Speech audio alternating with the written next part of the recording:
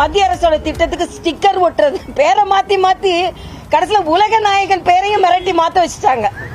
உதயநிதி நாயகனுக்கு போட்டியா உலக நாயகன் இருந்துடக்கூடாதுன்றதுக்காக பயந்து போய் ஊரின் நாயகனாவே மாற முடியலையே, நம்ம எதுக்கு உலக நாயகன் சொல்லிட்டு அவரை வேற, ஏன்னா அவர் இப்ப ஆல்மோஸ்ட் திமுக காரராகவே மாறிவிட்டார்.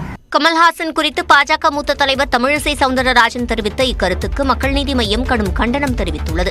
இது தொடர்பாக அக்கட்சியின் மாநில செயலாளர் வெளியிட்டுள்ள அறிக்கையில், பாஜகவில் கேட்பாரற்று இருக்கும் தமிழிசை சவுந்தரராஜன் கமலின் அறிக்கையை அரைவேக்காட்டுத்தனமாக விமர்சித்திருப்பதாக குறிப்பிட்டுள்ளார். மத்திய அமைச்சராகும் கனவில் ஆளுநர் பதவியை பறிகொடுத்து தன் வாழ்க்கையையே சரியாக கணிக்க முடியாத தமிழிசை கமலின் செயல்பாட்டை கணிக்க முயல்வதாக விமர்சித்துள்ளார். மிரட்டலுக்கு கமல் அஞ்சுபவர் அல்ல என்று குறிப்பிட்டுள்ள மக்கள் நீதி மய்யம், முதலமைச்சர் ஸ்டாலின் தலைமையிலான அரசு மிரட்டும் போக்கு கொண்டது அல்ல என்றும் கூறியுள்ளது. ஞானத்தின் வெளிப்பாடாக உலகநாயகன் பட்டத்தை கமல்ஹாசன் துறந்ததை புரிந்து கொள்ளும் பக்குவம் தமிழிசைக்கு இல்லாதது வருத்தமளிப்பதாக மக்கள் நீதி மய்யம் தெரிவித்துள்ளது.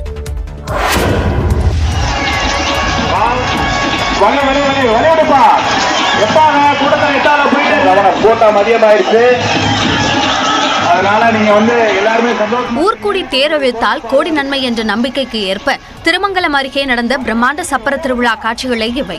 மதுரை மாவட்டம் திருமங்கலம் அருகே டி கல்லுப்பட்டியில் 2 ஆண்டுகளுக்கு ஒருமுறை 7 ஊர்கள் இணைந்து முத்தாலம்மன் கோயில் சப்பர திருவிழா நடத்துவது வழக்கம்.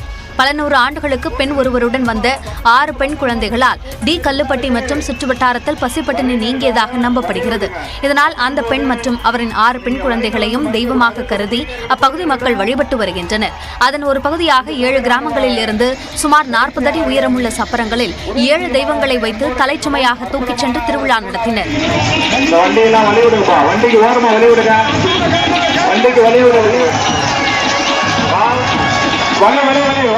இந்த திருவிழாவில் ஆயிரக்கணக்கான மக்கள் பங்கேற்று சாமி தரிசனம் செய்தனர்.